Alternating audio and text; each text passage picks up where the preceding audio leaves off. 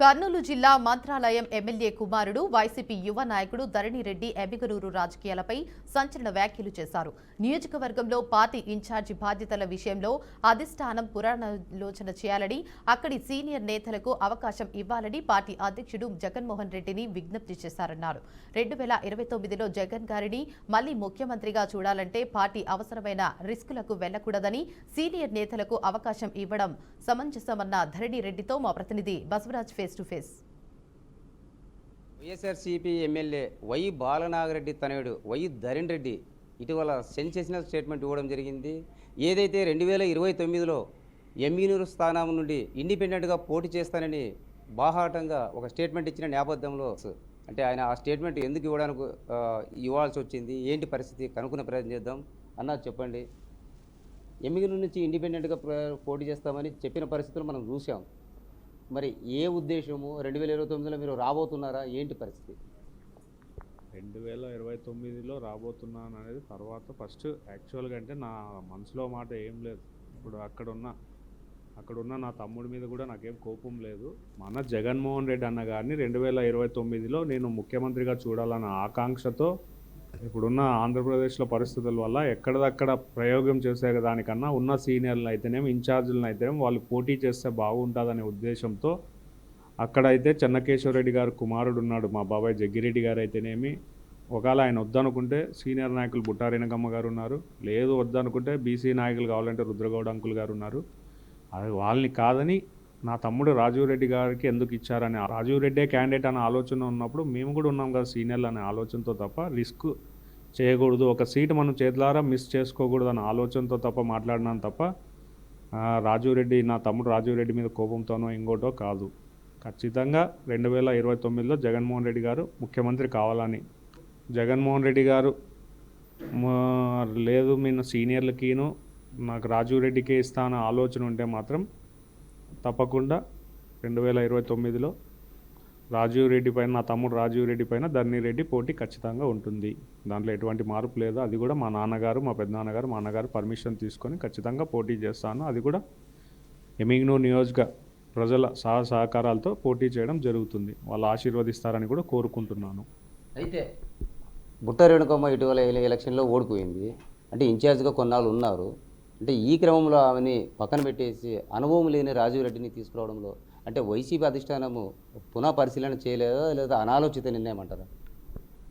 నేనైతే పునః పరిశీలన చేయలేదని అనుకుంటున్నాను. అనాలోచిత ఆలోచన అయితే చేయడు జగన్మోహన్ రెడ్డి అని నాకు తెలిసినంత వరకు. కానీ పునః పరిశీలన చేసుకొని మరి ఒక్కసారి ముగ్గురిని సీనియర్ని ఇక్కడ లేదా సర్వే చేసుకొని కానీ చేసుకుంటే, లేదంటే మనం చేతురాల మరి ఎమ్మిగనూరు పోగొట్టుకున్నట్లే. ఇప్పుడున్న పరిస్థితుల్లో అంత ఆషామాషిగా లెక్క పెట్టకూడదు. నారా చంద్రబాబు నాయుడు గారు అయితేనేమి, నారా లోకేష్ గారు అయితేనేమి, కొన్నిదెల పవన్ కళ్యాణ్ గారు అయితేనేమి, కూటమి బీజేపీ అయితేనేమి వాళ్ళు స్ట్రాంగ్గానే ఉంటున్నారు. రోజు రోజు వాళ్ళు అంత తక్కువ అంచనా వేసేకి ఉండదు. కాబట్టి ఉన్న సీనియర్లే పోటీ చేస్తే బాగుంటుంది. లేదు కాదు కూడదు, నువ్వు నా పని నేను చేసుకుంటాను, దాంట్లో ఎటువంటి ఆలోచన లేదు, ఎటువంటి మార్పు లేదు. నేను కూడా ఒక భీమిరెడ్డి మనవడుగా, బాలనాగరెడ్డి కొడుకుగా సవాళ్ళకు నేను కూడా రెడీ, వెనకడిగేసే ప్రసక్తే ఉండదు. ఏది ఏమైనా కూడా ఎమ్మిగనూరు సీటు పోకూడదు అన్న ఆలోచనతోనే సీనియర్లకు ఏమని కోరుకుంటున్నాను తప్ప నాకేమని. ఒకవేళ జగన్మోహన్ రెడ్డి అన్నగారు నన్ను పిలిచి కూడా నువ్వు పోటీ చేయంటే వద్దన్న, సీనియర్లకు ఇవ్వమనే చెప్తాను. ఇప్పుడున్న పరిస్థితులు 2029లో నాకు రిస్క్ చేయాలన్న ఆలోచన లేదు, కోరిక లేదు.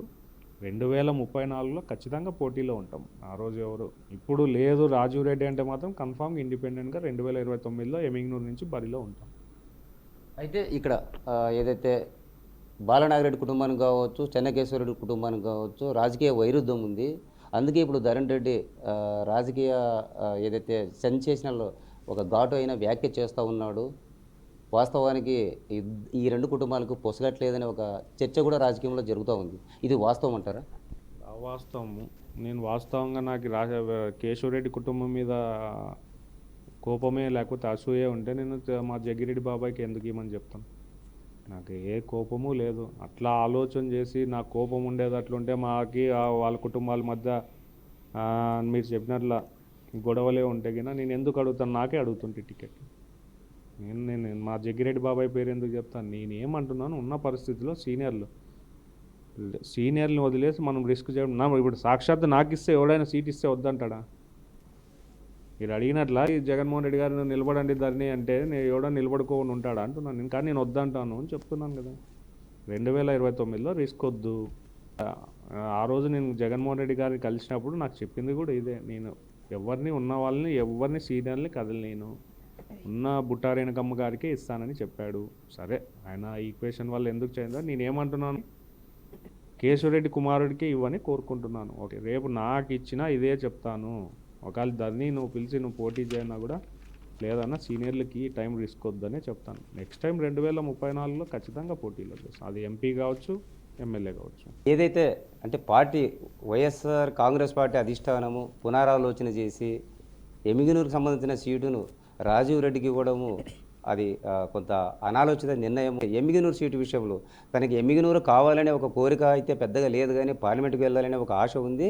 బట్ ఇప్పుడు ఉన్న పరిస్థితుల్లో 2029లో ఆ సీటు పోతుందనే ఒక కారణంతోనే ఇండిపెండెంట్గా ఉంటానని చెప్పాల్సి వచ్చింది. ఈ విషయాన్ని జగన్మోహన్ రెడ్డి కూడా సానుకూలంగా పరిశీలించి అప్పటికి పునః పరిశీలన చేసి సరైన వ్యక్తులకి సీటు కేటాయిస్తారని నమ్మకంతో అధిష్టానంపై చెప్తున్న మాటలు. కెమెరా పర్సన్ బాబితో బసవరాజ్, బీఆర్కే న్యూస్, రాంపురం.